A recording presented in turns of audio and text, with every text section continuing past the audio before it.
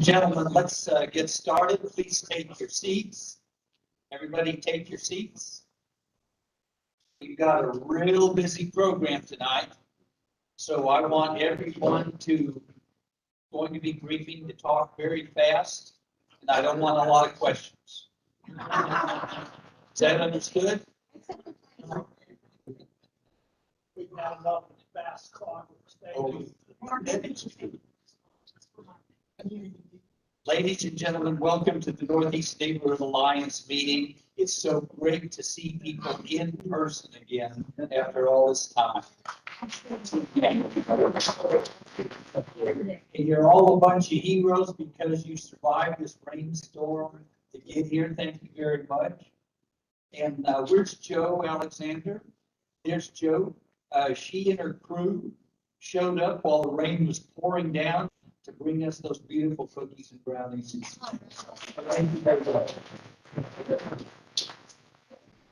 Before we get started, I had a surprise introduction for you. Believe it or not, our state representative, Steve Allison, is here tonight. Steve, wave your hand. Make it through the rain.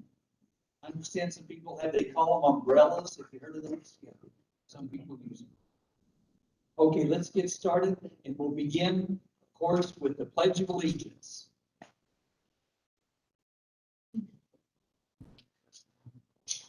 I pledge allegiance to the flag of the United States of America, to the republic for which it stands, one nation, under God, indivisible, with liberty and justice for all. Honor the text of the flag.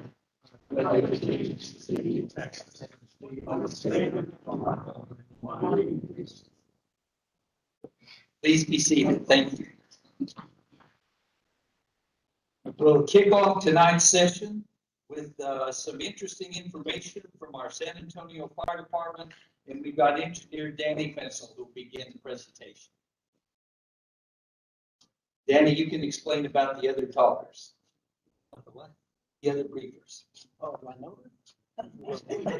You're supposed to know. Oh, I'm just only about. okay. Good evening, everybody. How's everybody doing? Having a bad hair days. I've been with the San Antonio Fire Department for 26 years, and the office that I currently work at is called Community Safety and Education / Public Relations.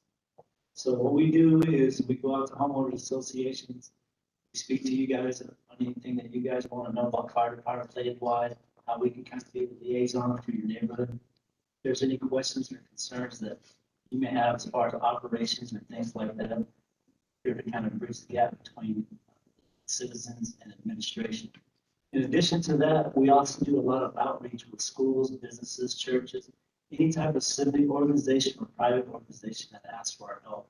Specifically, we do stuff like fire drills, we do evacuation planning, we do extinguisher training. We also have a program we work hand in hand with the probation office in Perry County, where, for lack of a better term, we work with at-risk youth that have been identified as, well, let's just be as arsonists. So we're trying to stop them from becoming full-blown arsonists. So we have a program called YFPI where we actually work with the probation officers and these children. This program get cleared. And also, one thing that we also do that's I think is probably real pivotal is recruiting. That's one of the aspects of the job that I really like because it's always exciting to get out and talk to the younger generation of future firefighters. And I can tell you based on experience, we get people from all walks of life that are interested. And it makes for interesting conversations and backgrounds and stuff. And together, we all come together and train and work together and represent the city and you guys in this fire department as well. Yeah. Any questions? No questions? Or do you want to wait till the end? Okay. All right, very good. Thank you very much, Danny. Let's give him a hand, everybody. The thing to know about Danny and all the other people that are going to be briefing briefing tonight. They're sticking around so you can talk to them after the meeting. And the whole idea there is to schedule them for your own neighborhood association meetings, because people need to hear about the facts that they're discussing with us tonight. Okay, our next one, small business development. Michael Sin. Michael, let's give him a welcome hand, everybody.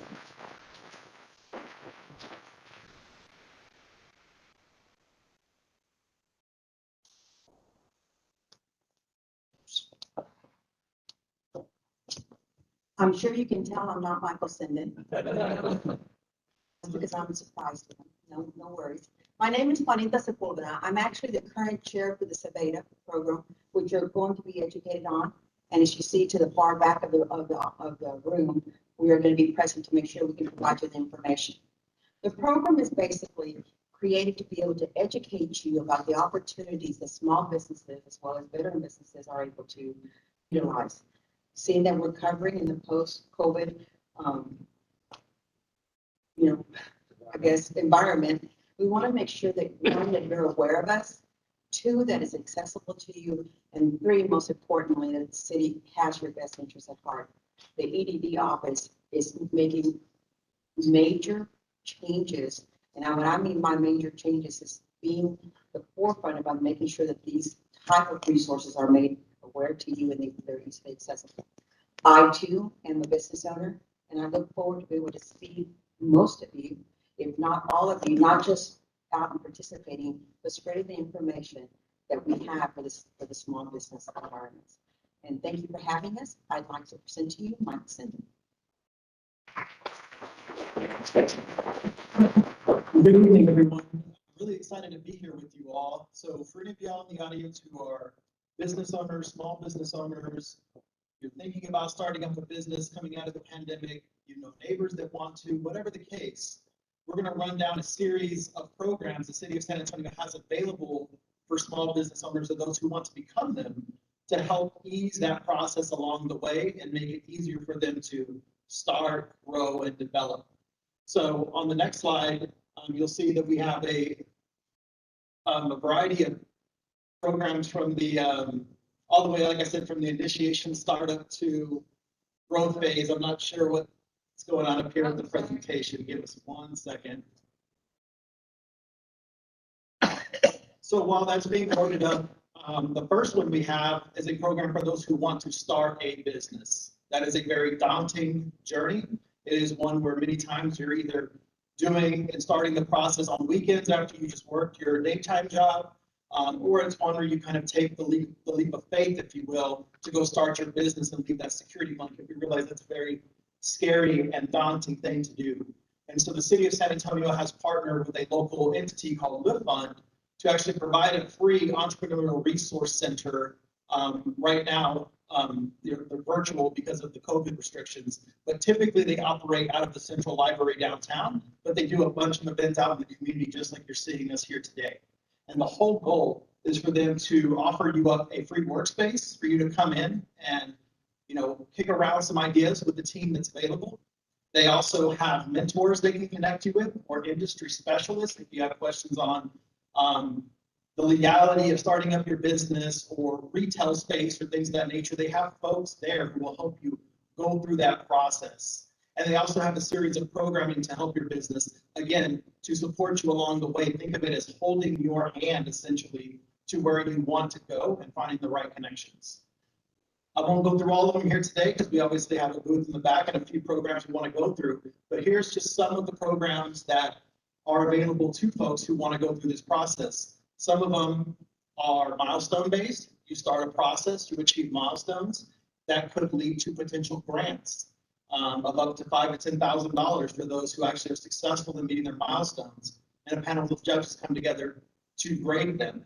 So anybody interested in that, or knows a neighbor, or anybody who might be shifting jobs or thinking of that, it's not always re-entry into the workforce. Sometimes it is becoming an entrepreneur, and we just wanted to hone in on that today. On the next slide, we have our Mentor Protege program. So this is for folks who have in fact started a business, but are going through some growing pains through the startup process.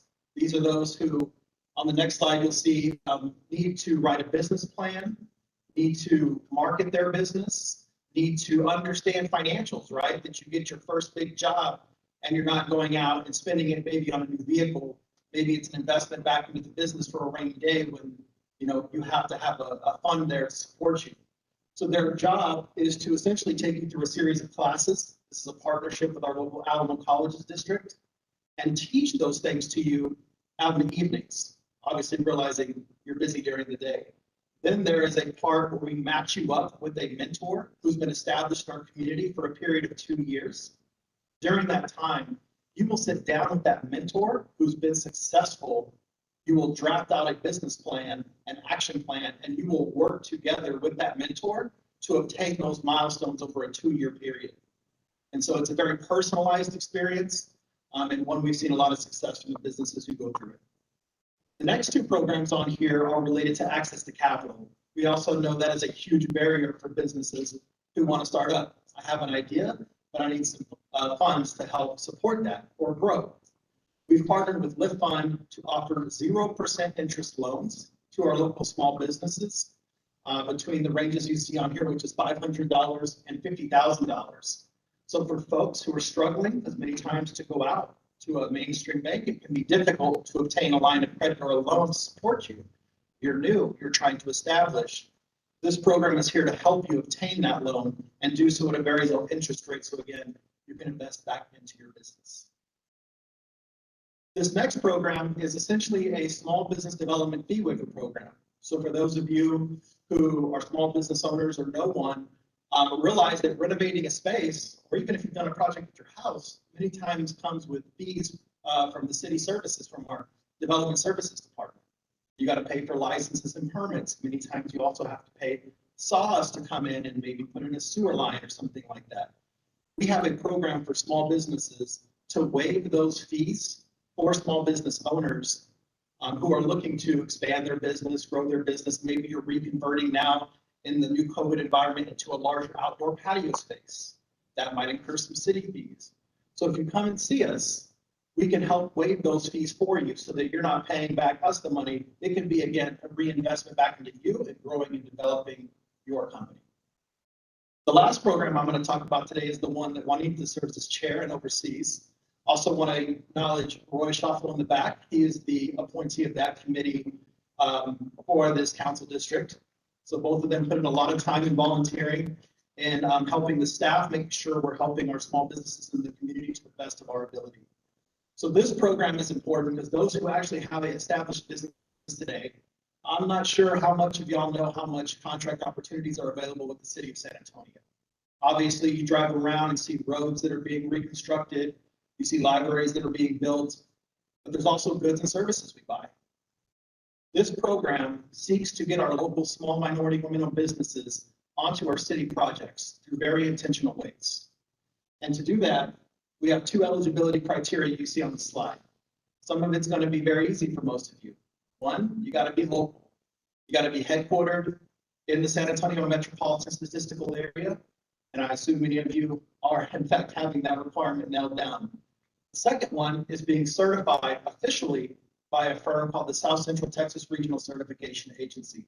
It's basically just a firm who is going to validate that you, in fact, are a small business, that you're not taking advantage of the system, that you are who you say you are through your numbers and your employee counts and your revenues and things of that nature. So if you're qualified and you meet those 2 criteria, on the next slide, we have tools. Sorry, I'm going to pause real quick. We have tools to help you obtain those city contracts and get that work. Now, for those who want to learn what type of opportunities the city of San Antonio has for you, we have a procurement system. It's short for SAPES, San Antonio Electronic Procurement System. You can go onto this site and register your business with us and tell us what you do. You could be a consultant. You could, as I said, be a plumber or road construction. When you sign up and tell us what you do, every time those job opportunities are available with the city of San Antonio, you are going to get automatically notified of that opportunity so that you don't have to chase down work with us. You will be notified that that opportunity exists to then, in fact, bid with us. This next slide shows you the actual tools that we have available. So some of you may be very experienced business owners and can perform a large job, let's just say by yourself at the prime contractor level. We have tools for you as a small business owner to be more competitive against maybe larger national firms that aren't present in the city of San Antonio. There are tools in place through the evaluation criteria that we incentivize them to get on our projects. Other firms may be smaller. They may not be able to do a $10 million renovation project, but they're a plumber, and plumbing's going to be on that job. Well, many times on these projects, we have subcontracting goals that are specifically set out to help our local small business community get on these projects. Matter of fact, it is a requirement in most cases that they demonstrate X percent of this work is going to be done by our local businesses. So I wanted to make sure y'all were aware of that because the magnitude of dollars spent through city contracts on an annual basis is somewhere around, that we see through our office alone, about $500 million. And through that program, we're able to give over 50% of it so far and growing back to our local small business community. And that's something that if you can be a part of, we would love to work with you. And that's reflected on this slide here. To conclude this presentation, I had mentioned already there's a committee and there's a variety of committees that oversee small business activities and entrepreneurship in the city. I encourage you all that if you are a business owner and you want to get involved and help guiding the staff and the city, participate with us. Apply for one of these positions as they become available to help support us and teach us how to better serve the community. And last is a series of contact information from a variety of folks who came up today on the next slide. And we'll make sure this presentation gets sent out to you. More slide over. So that you can have this information to contact and follow up with us post this meeting. And again, I'll be in the back with Monica. Any questions you have, come on back. And it doesn't have to be for you. It's a neighbor, it's a friend, it's whoever you know is going through this. We're here to help. Thank you all.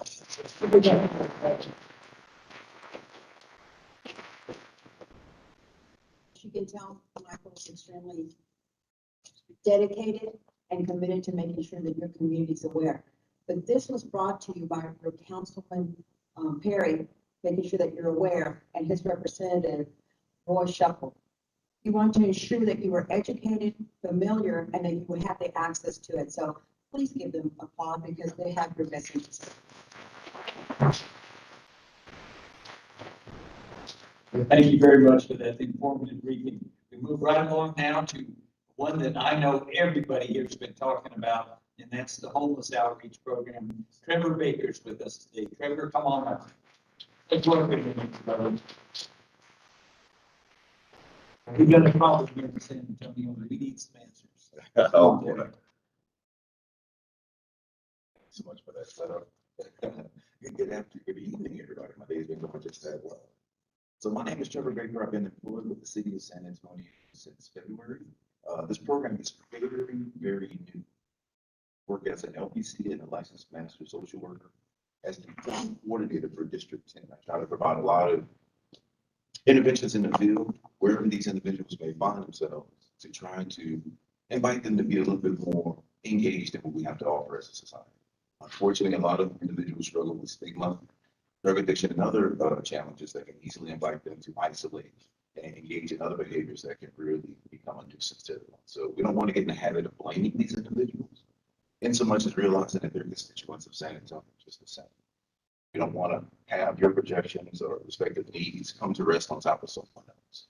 So my role is to try to bring some balance to that. Your needs are your needs.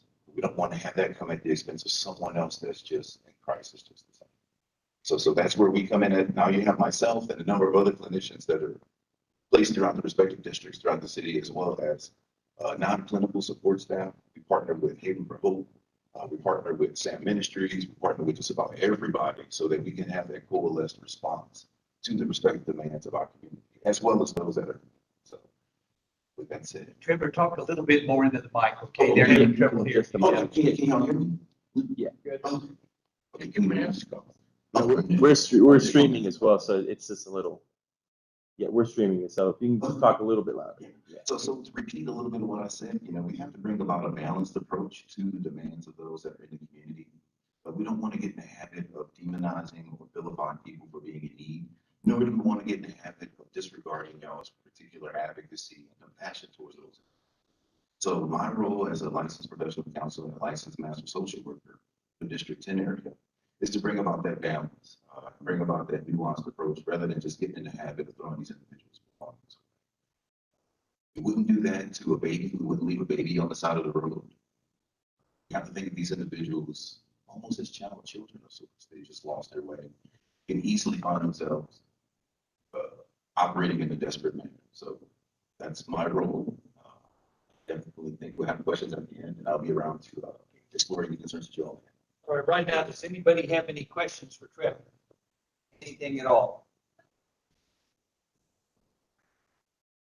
That is something that we're currently working on. Like I said, this program is very, very new. We have a lot of individuals that have onboarded. It's very challenging for me to give an accurate number of that because individuals migrate throughout the city. You have some that may be downtown and fail out of whatever program they may be there, migrate here and be here and end up in District 9 or what have you. So we're working on trying to develop more of a matrix of keeping up with that. I think it's a point in time count that we use to accurately report that. But as it stands right now, I don't have any numbers on that respect. Lady recently that is Walmart, and she has lost all of her ID or it's been stolen. Seems like it's way over her head to try to accomplish getting ID back. Do you help people that lose their identification that's been stolen? That's a very good question. That's one of the more low-hanging fruit, if you will. Whenever we engage with someone, one of the first things we have to establish is their identity before we can make any type of specialty referral. That usually also tests the waters in terms of their commitment because of being such a, there's so many moving parts to securing your ID. And it does take some time. And over that time, hopefully we'll be working on other issues that have contributed to their being out on the street. So we do try to engage from that case managerial standpoint, but at the same time, we do try to look at those clinical insights that may have contributed to the person being out on the street. And we usually start with the idea. Anybody else? Any further questions about the homeless people? The problem? Go ahead, Joe.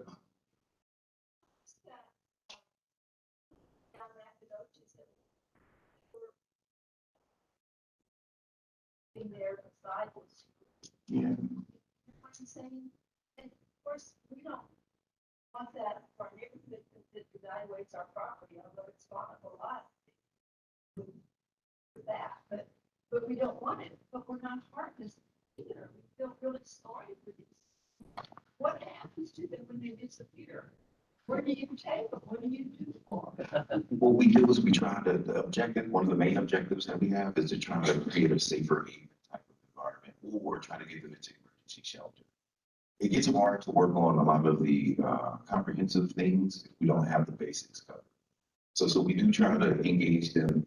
A lot of these individuals unfortunately have failed in other respects. They've been able to hope in other respective outlets and services that just didn't meet their expectations. So we do try to meet them where they're at, then get them to reintegrate back into that service if we could, by way of just addressing whatever it was that may have been a barrier, internal or external. We do try to, we don't have a magic wand and we put them in our pocket. So, but we do try to link them to the next higher level of care, which is usually an emergency shelter or with a housing program that qualify for it. Speak up. And, and I appreciate you saying that too, because one thing is for sure, it takes more than just a phone call for someone to end up on the street. It's going to take more than that for us to undo that particular harm. So the only thing I ask from the community at large is just some patience. If you do see something along homelessness, do not feel that you're going to be getting into trouble or being a nuisance by reporting it. That's why we partner with City Council, SAPD, and other outlying agencies to make sure that we have that comprehensive engagement. Okay, two more questions and time's up. Go ahead. Yes, we have what is called 311. That's an aspect where you may have used it previously to report animals, potholes, things of that sort. There's an echelon of it that's going to be coming up live pretty soon where you can report those things directly to us. Now, the reason that I'm going to ask that you facilitate that through 311 is because embedded in that referral or reporting system, there's some tracking.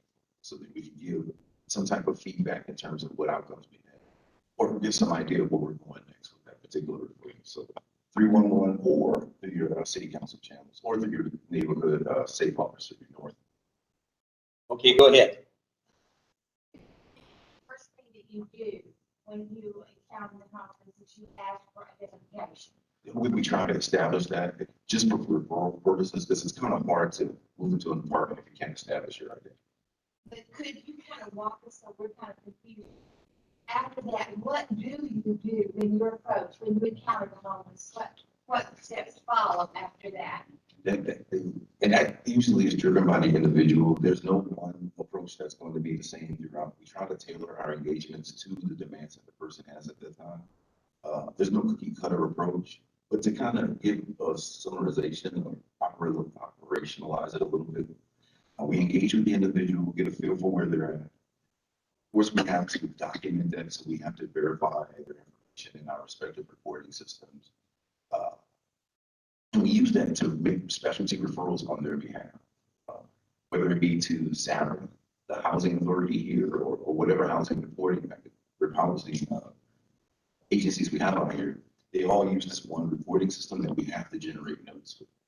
Now, the housing process, that's the piece I think that you're kind of alluding to, like, how does that work and what does it go? It takes time.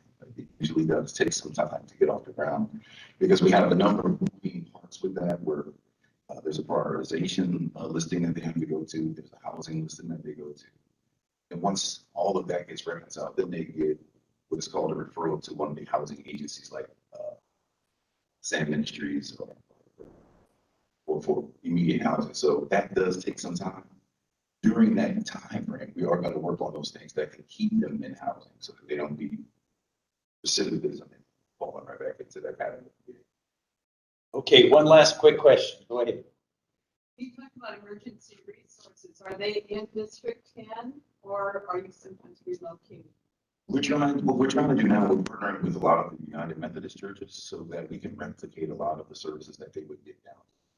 Because a lot of these individuals, like I said, they may have had a particular stress response to being downtown.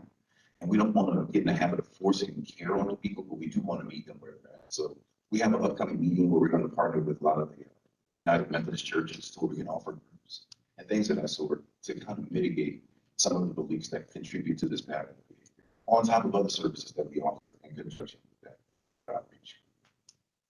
Very good, Trevor. Let's give him a big hand, everybody.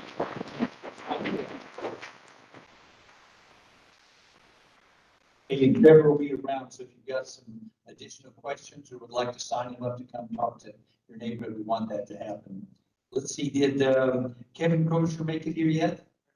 Very good. Okay, Kevin's here to talk about military veterans affairs. Let's give him a big hand, everybody.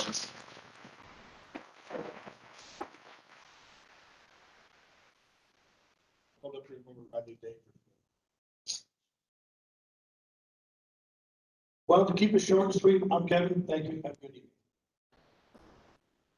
Let me bring up. Oops. I don't have a few cards to go through, so I'll try to make it brief. I had a bigger stack, so I decided not to.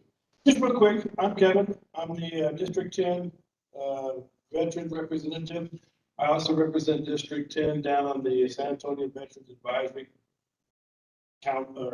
Committee. I get confused between committee, come out, and councils.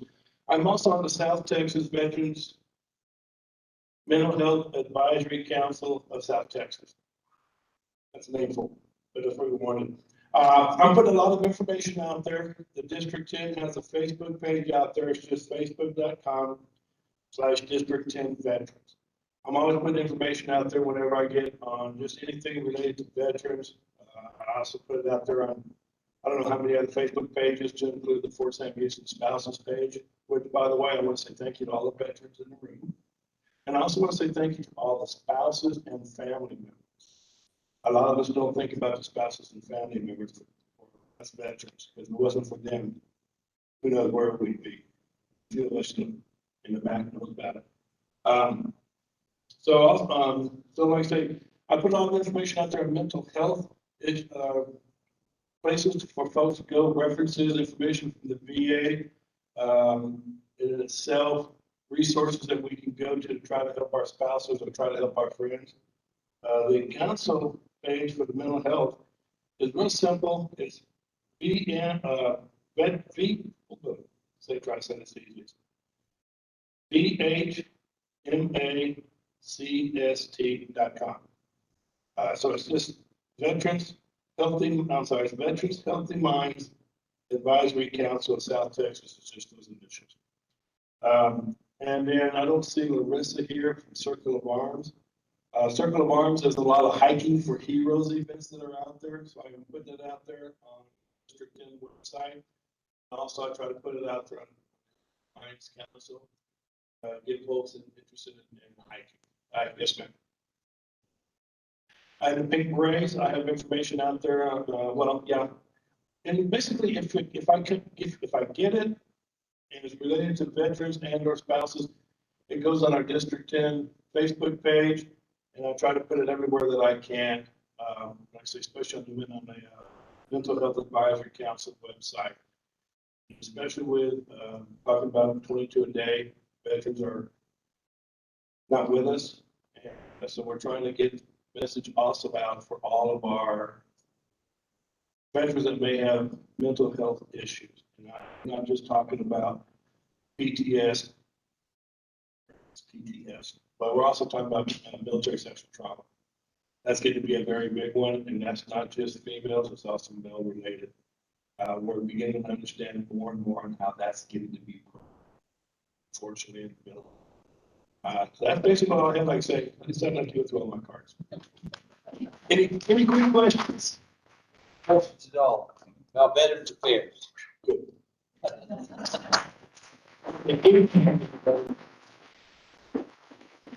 Kevin, thank you for your service. We really appreciate it. And for all the veterans out there. There's a couple of us, right?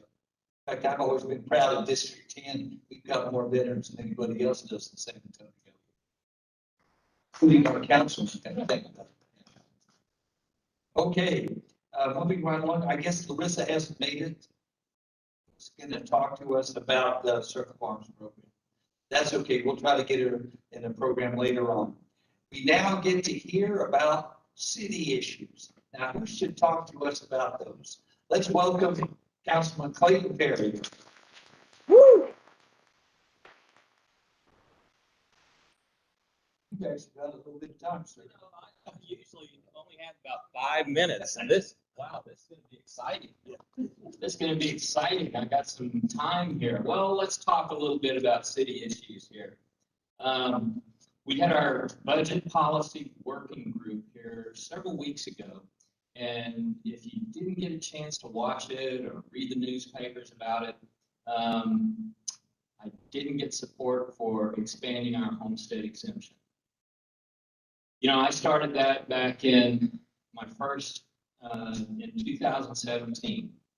I brought it up, got no support to offer our homeowners an opportunity to save a little bit on rates and fees that go up, seem to go up every year, or their property values going up every year. And nobody wanted to talk about that. San Antonio is one of the only cities that didn't offer a homestead exemption. Well, it took me 3 years, and I finally got that homestead exemption started. And I thought that was a huge victory. And I said, well, you know, the only way I could get it through was to do it at the very, very lowest level. And that got through.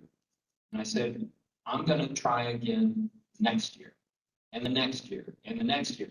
I want to keep it increasing that homestead exemption to give you a bigger portion of your breaks in owning a house, because whose property values went up this year again? Mine did. I tell you what, it goes up every year. So I wanted to raise it up to the next level. And again, I got John Courage, District 9, to support me. And we went after this thing, and I can tell you that I had 6 council members approval or agreement that, yes, they wanted to raise this homestead exemption because they saw the value in it.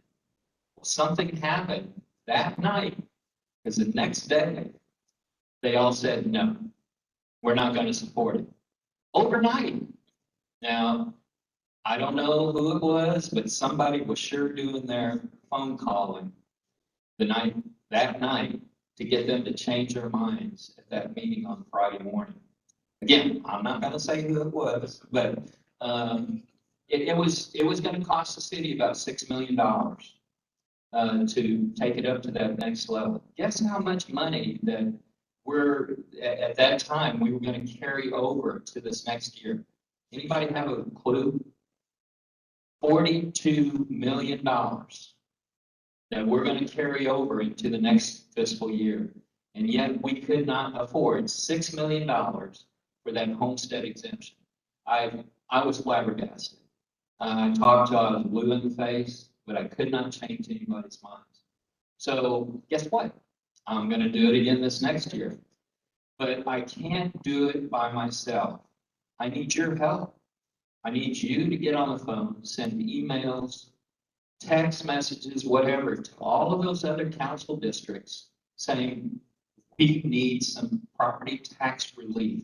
Please approve another homestead exemption or increase that homestead exemption. Same thing with the mayor. Send it to him. Get him engaged about helping our homeowners.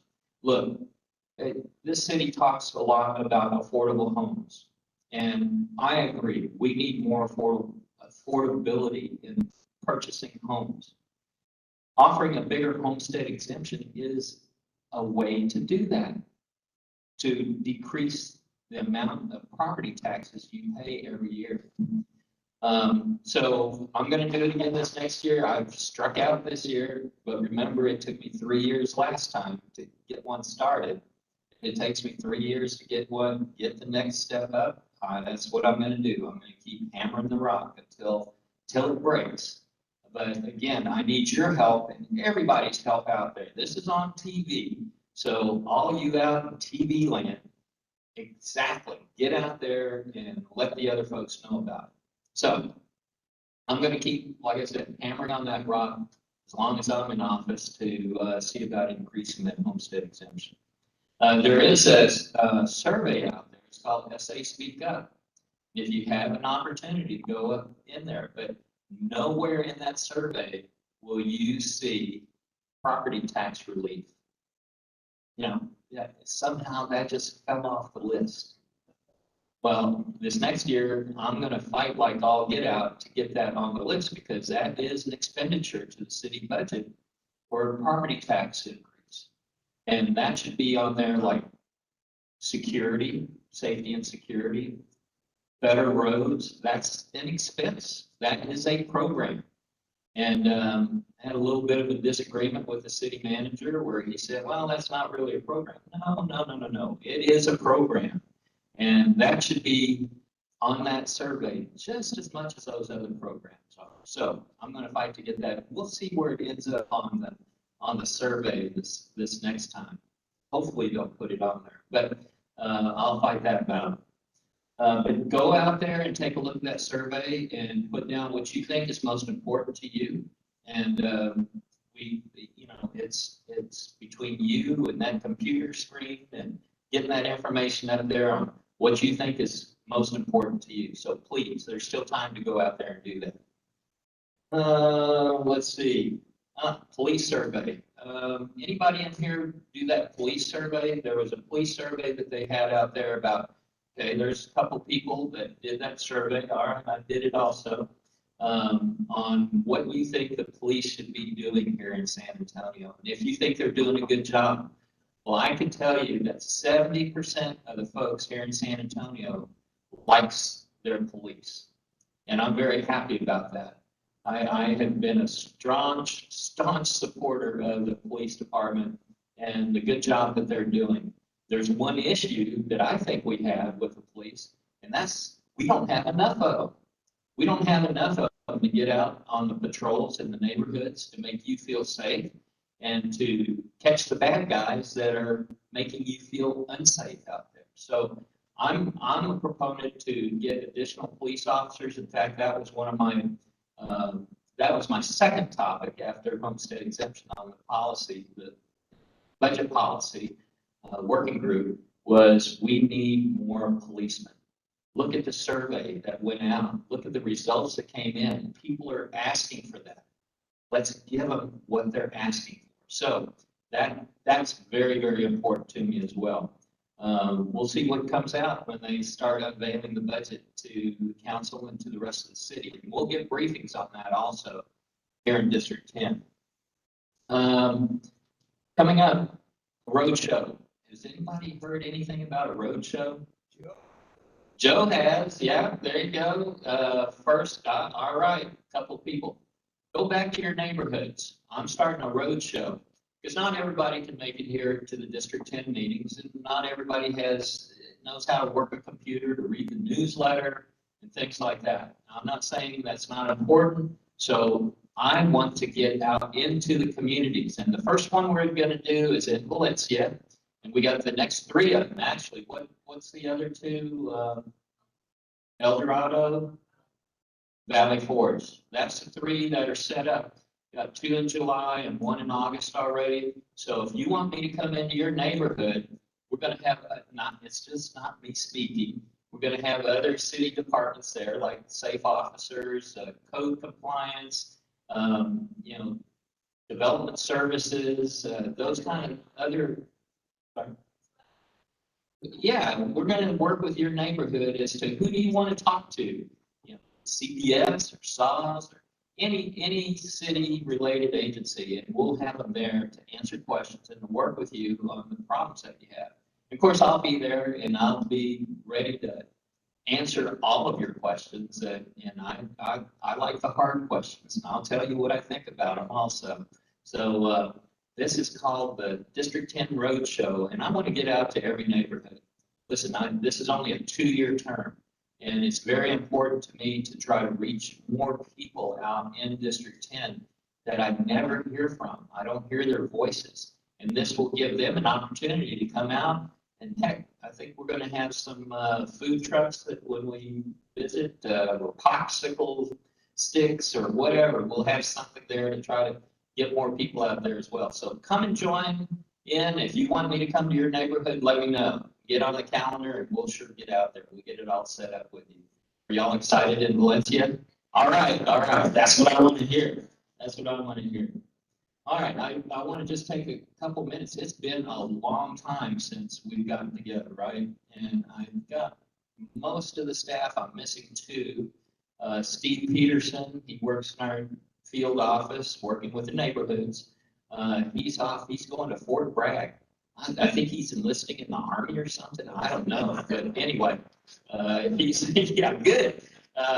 He's heading to Fort Bragg tomorrow. And couldn't make it tonight. And Paul Jimenez, he's actually got the flu. He's been quarantined, but there's nothing there. He tested negative, but he's just feeling pretty poorly. So he couldn't make it tonight. But I want the rest of my staff. Let's start. Stand up and tell them who you are and what you do. Okay. Landry Stafford, she does public affairs. Samantha Wickwire, and she does zoning and planning.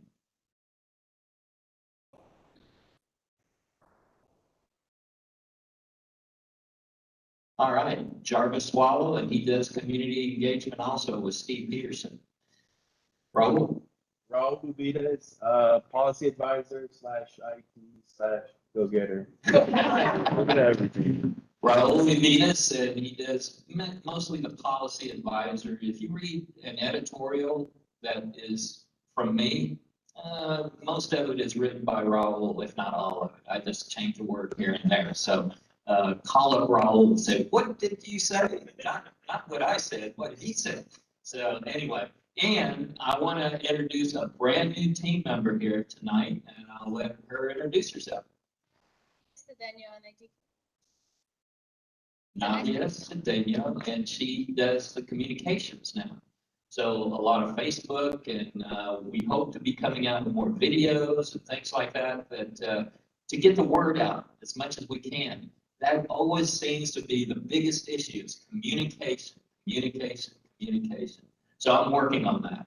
And if you have more ideas of what we can do for the district to help communicate information out there, let us know. We'd be happy to do that. Remember the old cartoon books, you're reading a cartoon and you see somebody with the light that comes on in their head or above their head. That's what happened to me with this roadshow. I said, wow, that's a light moment. I'm going to do a roadshow. And yeah, that's exactly how we kind of started this. So I don't know. But yeah, we'll react to anything else that y'all might have. Uh-oh, the councilman's getting up here. Yeah, is there any questions for me right quick? Yes, sir.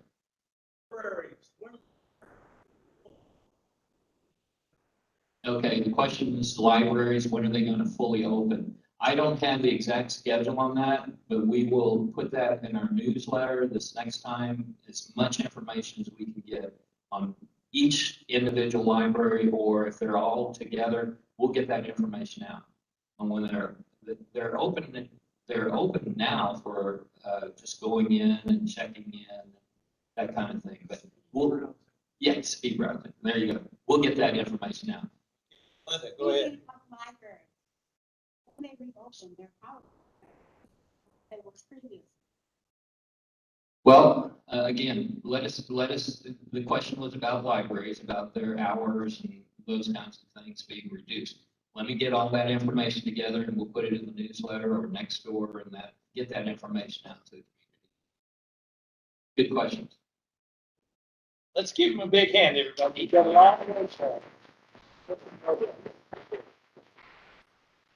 Thank you very much, Councilman. And since we do have 3 or 4 minutes left, I would like to have Representative Steve Allison come forward and let's find out what's going on with the state of Texas. He didn't go to Washington, D.C. I don't know what's going on.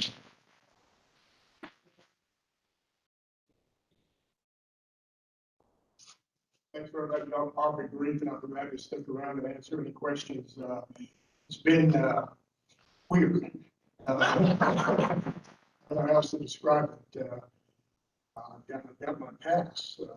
We've been locked into the House chambers since the Democrats walked out last week because we did a maneuver or vote called the House. That's the only mechanism to try to move them back. But it also requires that we're locked into the House chamber until we get a day to pass like 5th grade. So this is one for the day that's supposed to be heritage grape. Looks purple to me, but that's the color. But we were in a special session. It's been halted because the Democrats, to bring quorum, took off to Washington, D.C.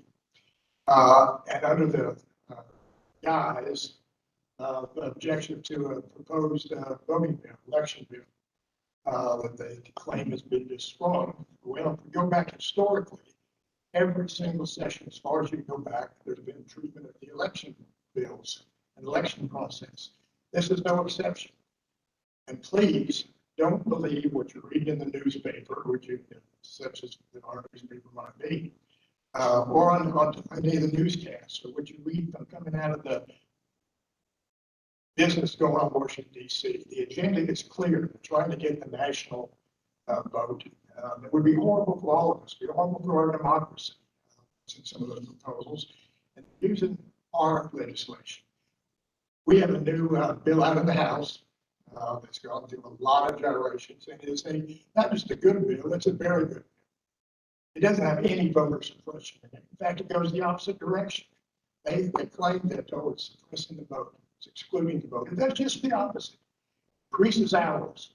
It increases the volume of hours from 6 a.m. in the morning till 10 p.m. at night. Very within that. It protects employees. Current law is you can only, an employer is prohibited from keeping an employee from voting only on election day. This bill expands it to early voting as well. It provides now that if you're in line, polls close, whether that's at 7 p.m. or 10 p.m., you can still vote. Current law is that only applies on election day. Expanded that to early voting. There's complaints that, well, there's intimidation of voters in the polling booths. That's been addressed also, contrary to what's being claimed. There's training of poll workers. They're prohibited from any type of intimidation or interfering with the election process. In current law, we find again, poll watchers cannot be in the area where someone is voting. So this thing about they're going to bring in whoever to look over your shoulder is absolutely false. So we need to get there, and I think it's a very good bill. When we get there, it's going to make voting more accessible, easier for everyone, and that's been our purpose from the start.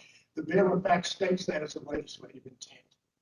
Make it as easy and accessible as possible for everyone to vote. Plaintiff that when they walked out the first time in the regular session was that there was a change in the hours of early voting on last Sunday, just one day, from earliest time at 1 p.m. to 7 p.m. Claimed, well, that affects souls to the polls. A lot of the churches like to have people in Congress come to church and then they go vote. Fine, so we moved it back to 9 a.m. To address that. So everything we're trying to do is there, and it's a very good bill. What the harm is, what is preventing us from doing property taxes is on the governor's agenda. Wasn't reached during this regular session, and we all know we're hurting from. I filed a bill, we filed tomorrow, to address that. I think we all know that it's the appraisal system we've got to get to. Until then, we got to kind of have to piecemeal. So the bill I filed, just to get us moving, caps it at 5%. It's still going to be an increase in some circumstances, but at least it's putting more of a hold on it. Also, if you've been in your house for 25 years, pay tax for 25 years, they're then frozen. If you're new, you're trying to get into a home, the provision that you're exempt from taxes for the first year, because that's one of the big complaints. Teachers. We had Republican bills in the session to provide for a cost of living increase, also provide for a 13th check. I filed a bill last session to use rainy day funds, which from the start I knew that we had to have some funds to increase the stability of TRS, claimant as console. I found it again this session. Didn't get a hearing, but they did. They put it into the budget. So CRS is more solvent now, and it also protects health insurance for the next 4 years. 13th check is on the governor's agenda. We can't deal with it because the Democrats argue. Can't deal with property taxes because they're not.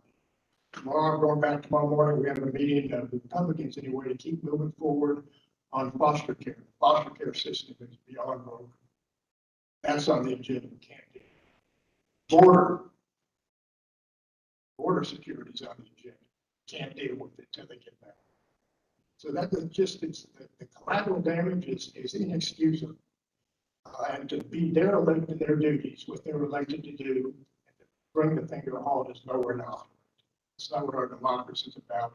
We can't stand for it. So the governor is going to call special session after special session until we do it. So it's inevitable we're going to pass these bills. Whether it's this special session, which is unlikely because they're saying they're not coming back, or the one in August, September, he's saying he's going to keep calling until next session, January 23. That's what it takes. That's what we'll do. That's important for all of us. We all understand that and support our democracy, what we're all intended to do for the betterment of all of us. And I think that's what we're headed. I'm sorry. Thank you very much. Any details that we have to stick around to answer any questions or anything else that we're going to do and what we can. Thanks. Let's give a hand, everybody. We're glad you were able to make it to town. Okay, moving right along. One thing that we have to take care of, that should have been taken care of back in January, when we weren't meeting, we need to meet in person though, and that is our vice president and recording secretary. We have to fill those positions. We have twisted some arms, and I have some good news for you. For vice president, believe it or not, we were able to convince Councilman John Clamp to stay in that job.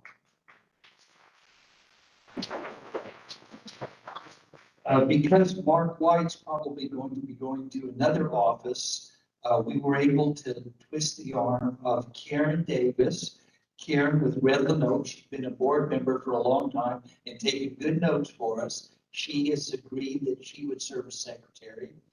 Was there anybody in this room who would like to also have a different name put in nomination for either one of those positions? If not, do I hear a motion to approve Vice President John Clamp, Recording Secretary Karen Davis? Is there a second? All those in favor say aye. Opposed, nay. Motion carries. Congratulations. You'll have a go. Thank you very much. Okay, now we get to do what we were really all for here tonight, and that is our two-door process. So let's open up the canister. Did everybody have a ticket? Let's open up the canister.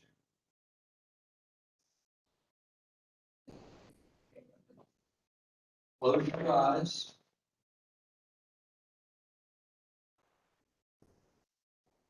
Take it. Okay, Councilman Klein, if you'll let's start with the, that very beautiful green bag that Kendra left us there. And the winner is, for all of these prizes in that bag, I'll read the last four numbers, just the last four. 2503. I don't believe it. Well, congratulations, young man. This sounds like an inside job. Okay. Next one.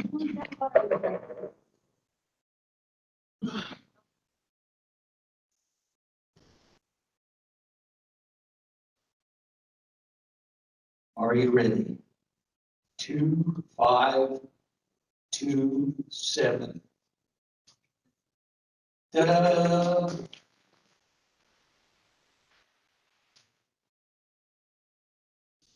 Councilman Perry would like to share a lunch. That's another door prize. Outstanding. Did you hear that? Councilman? Outstanding.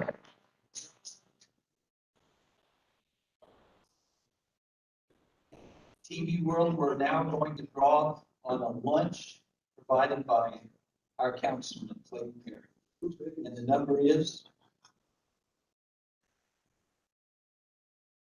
You ready? 2511. Ta-da! The tower is one.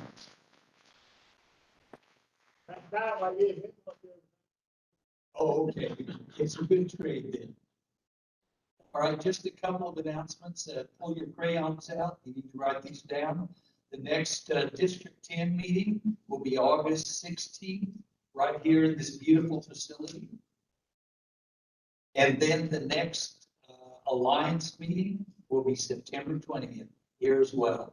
So again, I want to thank all of you for being brave and turning out tonight. We really do appreciate you coming out here. And let's spread the word on the information that we've got tonight. Let's sign some of these briefers up for our own meetings. Thank you very much, everybody. The meeting stands adjourned.